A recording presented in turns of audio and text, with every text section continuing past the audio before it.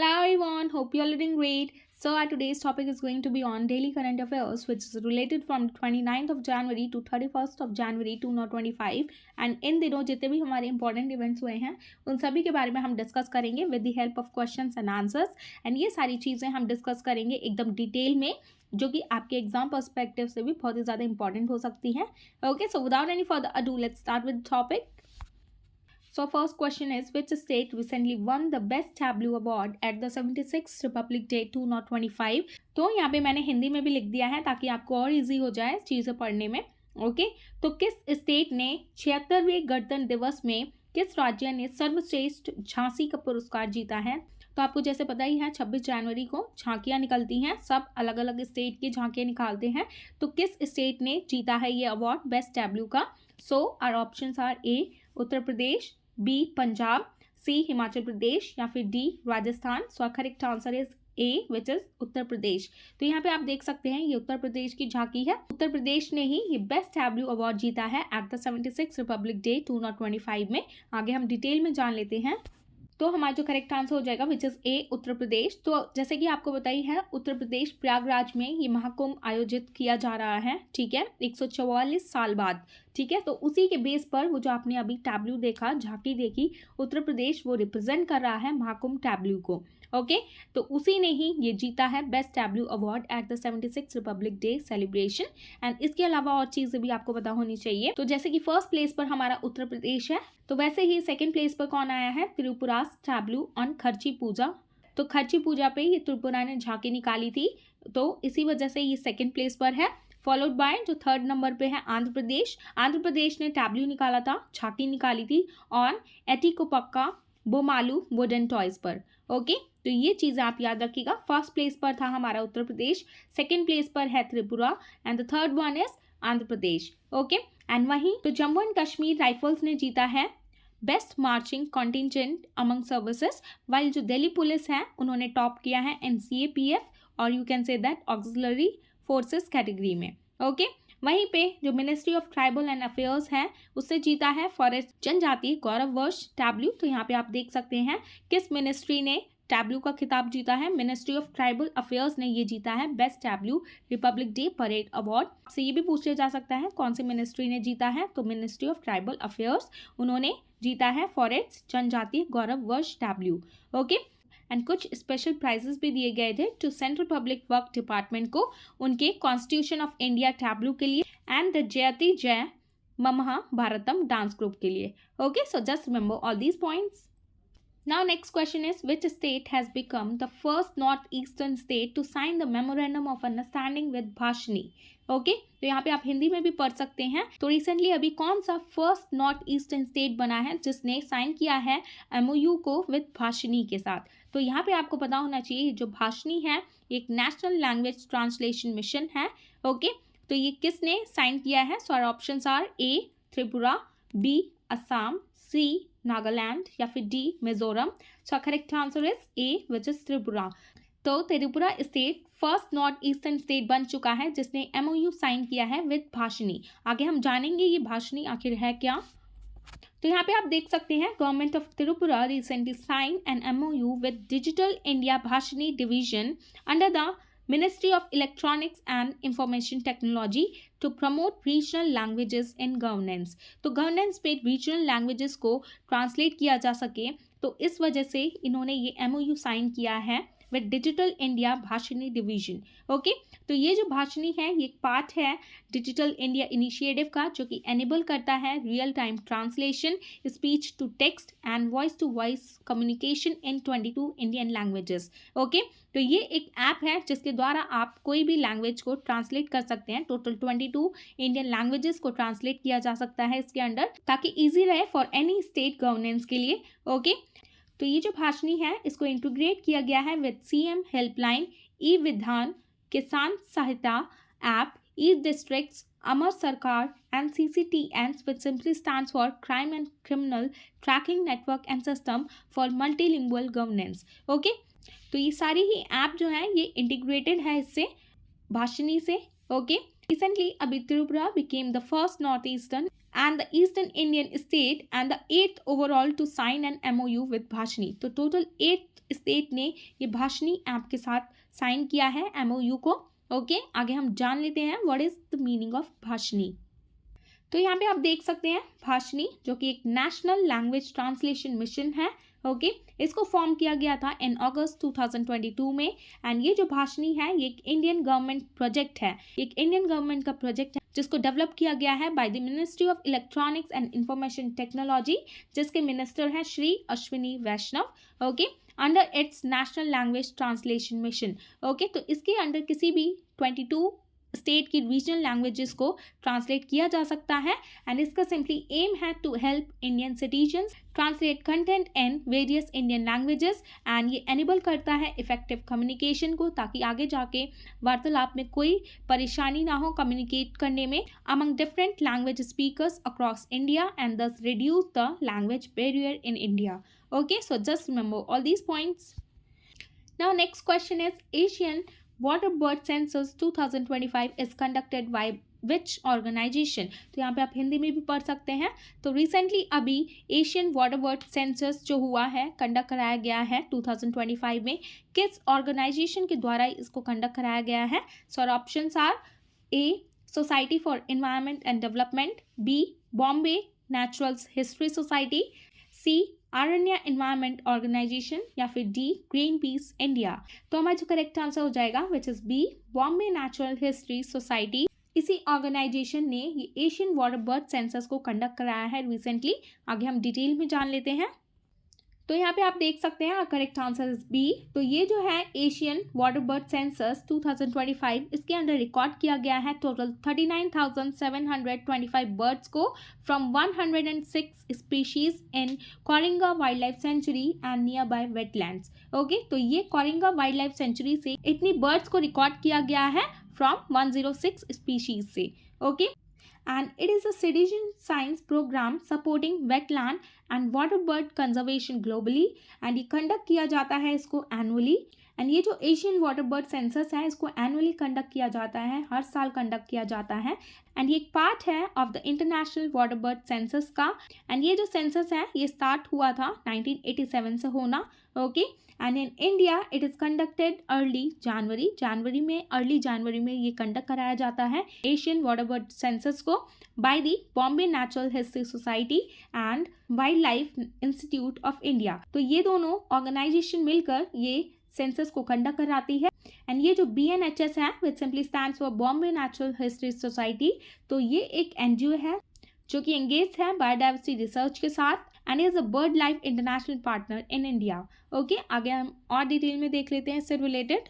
तो यहाँ पे आप देख लीजिए some additional information related to BNHS। तो ये जो BNHS है ये एक NGO है, किस मिनिस्ट्री के under the ministry of environment and forest. Okay, and इसका एम है to carry out conservation of nature को अच्छे से कंजर्व किया जा सके through action based research, education and awareness campaigns. Okay, तो ये लोग कैंपेन्स कंडक्ट कराते हैं ताकि जागरूकता बढ़े, हमारे नेचर को कैसे कंजर्व किया जा सकता है, एक्शन बेस्ड रिसर्च की जाती है। ओके, एंड ये जो है एनवायरमेंटल ऑर्गेनाइजेशन ये कहाँ पर है? Hornbill house which is in Mumbai Maharashtra. यहाँ पे आप देख सकते हैं, इसके बारे में भी आपसे पूछ लिया जा सकता है। ये बॉम्बे नेचुरल हिस्ट्री सोसाइटी का जो ऑर्गेनाइजेशन है ये है हॉर्नबिल हाउस मुंबई महाराष्ट्र में। ओके, तो यहाँ पे आप देख सकते हैं कितना ज़्यादा इंपॉर्टेंट टॉपिक हो जाता है ये BNHS which simply stand for Bombay natural history society, क्योंकि UPSC में भी इससे रिलेटेड प्रीलिम्स में आपसे क्वेश्चन पूछा जा चुका है इन द ईयर 2014 में। इससे रिलेटेड आपसे क्वेश्चन पूछा जा चुका है इन द ईयर 2014 में, आप देख ही सकते हैं। यहाँ पे आप देख लीजिए, तो हमारा जो क्वेश्चन है with reference to Bombay natural history society consider the following statement. Okay, आपको इनमें से बताना है कौन सी स्टेटमेंट करेक्ट है। तो first one is it is an autonomous organisation under the ministry of environment and forest. And second one is it strives to conserve nature through action-based research, education and public awareness. And the third one is it organizes and conduct nature trails and camps for the general public. तो सबसे पहले आपको पता ही है ये statement हमारी wrong हो जाती है because it is not an autonomous organisation. ये एक NGO है जो कि आता है under the ministry of environment and forest, इसलिए ये स्टेटमेंट गलत हो जाती है। एंड सेकेंड आपने देखा ही, इट स्ट्राइव टू कंजर्व, ये किस लिए बनाई गई है, to conserve nature through action based research, education and public awareness. Okay, तो हमारा जो फर्स्ट स्टेटमेंट ये गलत ही हो जाती है एंड बची सेकंड करेक्ट है and the third one is also correct. आगे हम देखेंगे, ये जो है ये ऑर्गेनाइज करती है एंड कंडक्ट कराती है नेचर ट्रेल्स एंड कैंप्स को फॉर जनरल पब्लिक। ओके, ताकि अवेयरनेस फैल सके इससे रिलेटेड, हमारे नेचर के लिए उसको कैसे कंजर्व किया जा सके। Okay, so correct statement is 2 and 3। Okay, तो यहाँ पे आप देख ही सकते हैं ये छोटे छोटे टॉपिक्स जो हैं कितने इंपॉर्टेंट हो जाते हैं हमारे एग्जाम पर्सपेक्टिव से। ओके, तो यहाँ पे आप देख सकते हैं ये जो BNHS है ये one of the largest non governmental organisation है which is abbreviated as NGO। Okay, in India engaged in conservation and biodiversity research. तो ये ऑटोनॉमस ऑर्गेनाइजेशन नहीं है, ये एक NGO है, इससे आप देख सकते हैं। तो first statement is not correct and ये जो BNHS का मिशन है to conserve of nature primarily biological diversity through action based on research, education and public awareness. Okay, तो हमारी सेकेंड स्टेटमेंट करेक्ट हो जाती है एंड BNHS का विजन भी पता होना चाहिए, वो है premier independent scientific organisation with a broad based constituency excelling in conservation of threatened species and habitats. Okay, and जो हमारी थर्ड स्टेटमेंट थी, BNHS also organises and conduct natural trails and camp for the general public. तो हमारा third statement भी correct हो जाता है, तो हमारा जो करेक्ट आंसर हो गया था 2 and 3। Okay, so just remember all these points. Now next question is, लेज़ीम is traditional folk dance of which state? तो लेज़ीम traditional folk dance किस स्टेट का है? यहाँ पे आप देख सकते हैं एक इंस्ट्रूमेंट होता है, इससे ये डांस परफॉर्म किया जाता है, folk dance. So options are A Tamil Nadu, B Maharashtra, C Rajasthan या फिर D कर्नाटक। तो हमारा जो करेक्ट आंसर हो जाएगा which is B Maharashtra. Maharashtra का ये ट्रेडिशनल फोक डांस है लेज़ीम। तो ये न्यूज़ में क्यों है ये भी हम देख लेते हैं। तो हमारा जो करेक्ट आंसर हो जाएगा विच इज़ B महाराष्ट्र, जो कि ये लेज़ीम फोक डांस है ये यहीं से बिलोंग करता है एंड ये न्यूज़ में इसलिए आ जाता है क्योंकि आपने देखा होगा रिसेंटली एक मूवी आई है छावा करके। ओके, तो ये विकी कौशल की मूवी है, उसके अंडर ये जो है ये सीन फीचर किया गया है लेज़ीम डांस का। ठीक है, इस फिल्म में जो कि बेस्ड है Chhatrapati Sambhaji Maharaj had spark controversy इन महाराष्ट्र। तो इस सीन की वजह से इस मूवी में ये कंट्रोवर्सी स्टार्ट हो गई है महाराष्ट्र में, जिसकी वजह से महाराष्ट्र गवर्नमेंट ने ये डिसीजन लिया है कि ये सीन को डिलीट किया जाए। तो आपने जो डांस परफॉर्मेंस देखा था तो वो कहीं ना कहीं कंट्रोवर्शियल हो जाता है क्योंकि ये बेस्ड है हमारे छत्रपति संभाजी महाराज पर। ओके, इसी वजह से ये सीन जो है ये कंट्रोवर्शियल हो जाता है एंड इसी वजह से ये जो फोक डांस है लेज़ीम फोक डांस ये न्यूज़ में आ जाता है। ओके, तो लेज़ीम एक ट्रेडिशनल फोक डांस है जो कि बिलोंग करता है महाराष्ट्र से। इसको परफॉर्म किया जाता है with a wooden stick fitted with jingling symbols. Okay, तो पीछे आपने देखा होगा स्लाइड में वो जो डांस परफॉर्मेंस किया जा रहा है वो उसमें एक इंस्ट्रूमेंट का यूज़ किया जा रहा है। तो यहाँ पे मैं पिक्चर लगा दूंगी, आप फिर से देख सकते हैं। तो ये जो वुडन इंस्ट्रूमेंट है इसके अंदर ये यूज़ किया जाता है इस लेज़ीम फोक डांस में। ओके, एंड ये जो डांस है इसको अकम्पनीड किया जाता है बाय ढोल और ढोलकी से। ओके, विद नो विंड और स्ट्रिंग इंस्ट्रूमेंट्स। तो ये जो लेज़ीम है ये ट्रेडिशनली ये जो इसके अंदर इंस्ट्रूमेंट यूज़ किया जा रहा है वुडन इंस्ट्रूमेंट, ये हर फोक डांस में यूज़ किया जाता है but is now mainly seen in Ganesh procession. Okay, तो अगर हम बात करें छत्रपति संभाजी महाराज के बारे में, तो जिनके सन का नेम है छत्रपति शिवाजी महाराज, इन्होंने पावर ली थी, इनकी सत्ता आई थी 1681 में, मतलब 1681 में, after the battle with his half brother Rajaram. Okay, so ये सारी चीज़ें इसीलिए कंट्रोवर्शियल हो जाता है ये फोक डांस क्योंकि इसमें ये दिखाया गया है इस मूवी में छावा करके। Okay, so just remember all these points. Now next question is, which institution recently extracted silicon carbide from simulated moon soil? तो recently अभी किस इंस्टीट्यूशन ने एक्सट्रैक्ट किया है, निकाला है एक सिलिकॉन कार्बाइड को, कहाँ से? From simulated moon soil. तो ये मून सॉइल जो मून की जो सॉइल है वहाँ से ये सिलिकॉन कार्बाइड निकाला गया है। तो ये किस इंस्टीट्यूट के द्वारा एक्सट्रैक्ट किया गया है recently? So options are A IIT Bombay, B IIT Kanpur, C IIT Madras या फिर D IIT दिल्ली। तो हमारा जो करेक्ट आंसर हो जाएगा which is C IIT Madras. तो ये IIT मद्रास ने रिसेंटली एक्सट्रैक्ट किया है सिलिकॉन कार्बाइड को from simulated moon soil. Okay, so correct answer is C which is IIT Madras. तो रिसेंटली अभी IIT मद्रास के जो रिसर्चर्स हैं उन्होंने एक्सट्रैक्ट किया है, सैंपल निकाला है सिलिकॉन कार्बाइड का, कहाँ से, फ्रॉम सिमुलेटेड मून सॉइल, यहाँ पे आप देख सकते हैं, जो कि फर्दर हेल्प करेगा for future lunar habitat construction के लिए। ओके, एंड ये जो सिलिकॉन कार्बाइड है इसे आप कार्बोरंडम के नेम से भी जान सकते हैं। ओके, जो कि एक सिंथेटिक क्रिस्टलाइन कंपाउंड है, सिलिकॉन से बना हुआ होता है एंड कार्बन से बना हुआ होता है। तो मेनली आपको ये याद रखना है, ये जो सिलिकॉन कार्बाइड है it is made up of from 2 elements which is silicon and carbon. Okay, and ये एक्सट्रीमली हार्ड होता है एंड हाई थर्मल कंडक्टिविटी होती है इसके अंडर, एंड ये ऑफर करता है excellent resistance to wear, oxidation and chemical reaction. Okay, तो ये सारी चीज़ें आप याद रखिएगा। Now next question is, which institution has recently launched iSpot portal for reporting technical glitches? तो टेक्निकल ग्लिचेस को रिपोर्ट करने के लिए जो भी आपको सामना करना पड़ता है तो उसको रिपोर्ट करने के लिए एक पोर्टल को लॉन्च किया गया है which is named as iSpot। तो किस इंस्टीट्यूशन के अंडर इसको लॉन्च किया गया है? तो यहाँ पे आप सारे ऑप्शंस देख सकते हैं, A which is RBI, B SEBI, C NABARD या फिर डी नीति आयोग। तो हमारा जो करेक्ट आंसर हो जाएगा यहाँ पे आप देख ही सकते हैं which is B security and exchange board of India which is abbreviated as SEBI. तो सेबी ने, इस इंस्टीट्यूशन ने इसको लॉन्च किया है iSpot पोर्टल को फॉर रिपोर्टिंग टेक्निकल ग्लिचेस। तो यहाँ पे आप देख सकते हैं, SEBI launched a web based portal called integrated SEBI portal for technical glitches for submitting root cause analysis reports on technical glitches. इससे आपको पता ही लग रहा होगा, एंड ये सर्व करेगा as a centralised repository to streamline reporting by stock exchange and market infrastructure institution. Okay, तो इसके अंडर जो स्ट्रीमलाइन रिपोर्टिंग की जाएगी तो वो की जाएगी by stock exchanges and market infrastructure institutions के द्वारा। ओके, एंड जो iSpot का जो एम रहेगा वो रहेगा is to improve data quality, track past glitches and generate system reports for better compliance monitoring.